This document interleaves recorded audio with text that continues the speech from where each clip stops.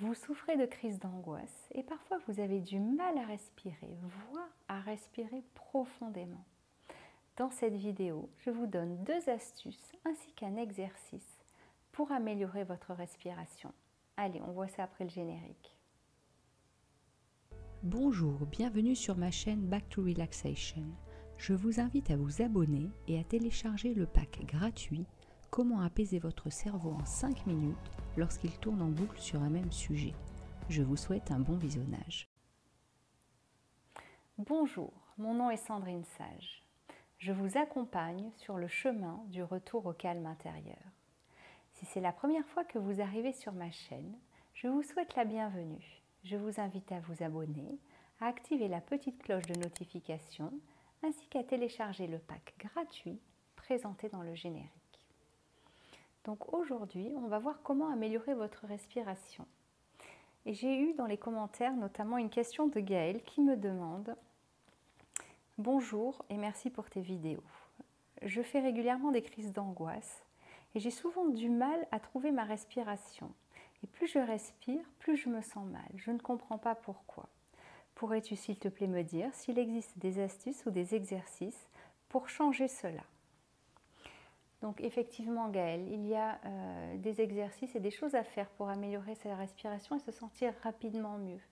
Et j'ai choisi de répondre en fait à ta question parce que vous êtes également nombreux sur les réseaux sociaux à dire que vous êtes mal avec votre respiration, que vous avez du mal à respirer, que plus vous respirez, plus vous avez des vertiges, plus vous vous sentez mal et parfois même votre respiration est bloquée, vous n'arrivez pas à prendre de profondes inspirations détendues.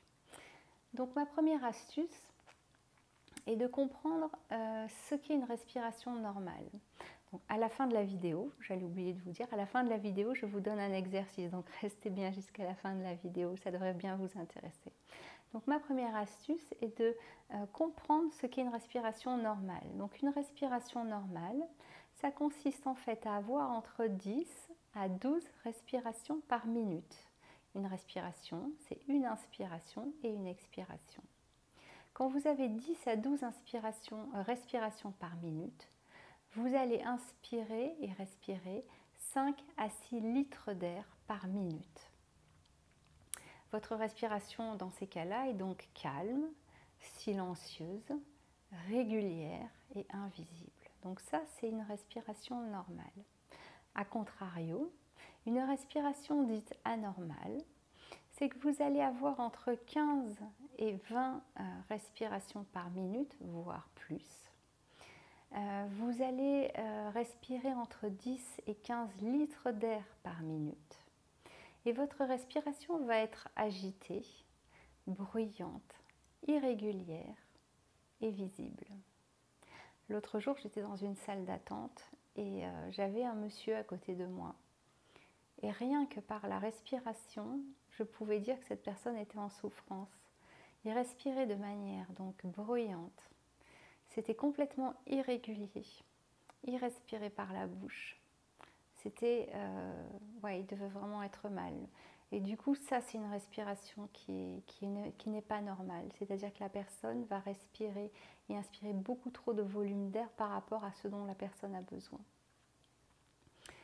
Généralement, dans les respirations anormales, ça s'accompagne de soupirs, ça s'accompagne de bâillements. Vous essayez de respirer à fond, mais vous n'arrivez pas à avoir cette respiration profonde et détendue. Donc, vous devez bien comprendre ce qu'est une respiration normale et, à contrario, ce qu'est une respiration anormale. Ça, c'est important. Donc, deuxième astuce pour améliorer votre respiration. Donc, je vais vous inviter en fait à prendre conscience de votre respiration tout au long de la journée, quand vous le pouvez évidemment. Et vous allez essayer de ralentir votre respiration. Vous allez ensuite essayer de supprimer, si possible, tout ce qui est soupir et tout ce qui est bâillement. Je vais vous expliquer pourquoi après. Vous allez ensuite essayer de respirer non pas par le thorax, mais par le ventre. Vous allez essayer de respirer par le nez et non pas par la bouche, au moins pour les inspirations. Il est très important d'inspirer par le nez et non pas par la bouche. Et vous allez ensuite faire attention à avoir une respiration la plus silencieuse possible. Vous allez essayer de l'apaiser un maximum. Donc tout ça, c'est contenu dans un exercice que je vous propose dans cette vidéo. C'est un exercice qui regroupe justement tous les critères d'une bonne respiration. Il s'agit donc d'une rééducation de votre respiration. Et quand vous aurez fait cet exercice et compris ce qu'est une bonne respiration, vous pourrez la reproduire régulièrement dans votre journée. Il faut savoir qu'une respiration qui est anormale, donc plus vous allez en fait être en hyperventilation. Donc vous allez inspirer beaucoup trop d'air. Donc plus vous allez inspirer d'air, plus vous allez en expirer. Plus vous allez expirer d'air, plus les niveaux de CO2 dans vos cellules vont baisser. Et plus les niveaux de CO2 dans les cellules vont baisser, plus l'oxygène aura du mal en fait à être délivré dans vos cellules. Et c'est comme ça en fait que vous allez avoir des malaises de type vertige, de type fourmillement dans les doigts, de type oppression dans la poitrine, dans la gorge. Et donc plus vos cellules vont manquer d'oxygène, plus vous allez être affamé d'air et vouloir inspirer encore plus de volume d'air. Et c'est en fait un cercle vicieux qui va s'enclencher. Vous devez vraiment comprendre ce mécanisme. Donc voilà, maintenant je vous invite à faire cet exercice. Vous allez prendre peut-être un chronomètre sur votre téléphone portable. Vous allez prendre une feuille et un crayon. Et vous allez en fait dessiner, à chaque fois que vous allez inspirer, vous allez, comme dans le dessin là que j'affiche ici, à chaque inspiration, vous allez dessiner une vague qui monte et à chaque expiration, vous allez dessiner une vague qui descend. Et ainsi de suite, inspiration, expiration. Et tout ça pendant 1 minute. Donc vous déclenchez le chronomètre de votre téléphone, vous observez votre respiration et vous dessinez tout simplement votre respiration. Et à la fin de cette minute, vous allez arrêter le chronomètre et vous allez compter combien vous avez dessiné de vagues.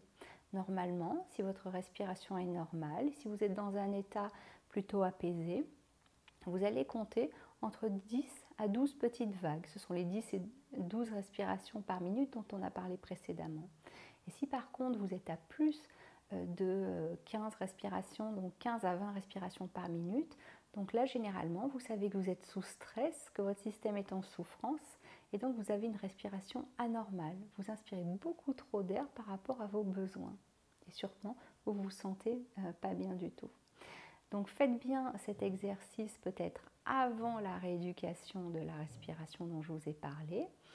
Faites cet exercice régulièrement, peut-être toutes les semaines, et si vous prêtez vraiment attention à rééduquer votre respiration au fil de vos journées, vous allez voir vraiment une diminution de la quantité de vagues sur 1 minute.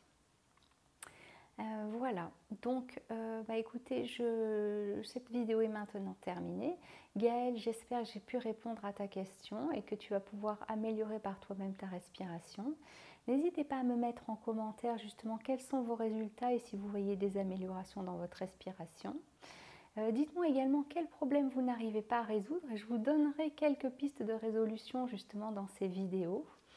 N'hésitez pas à liker cette vidéo, n'hésitez pas à la partager parce qu'en faisant ça, vous m'aidez à aider un maximum de personnes et je vous en remercie.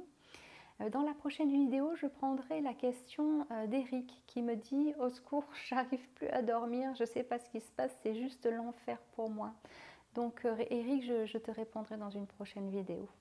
Voilà, merci beaucoup et à bientôt.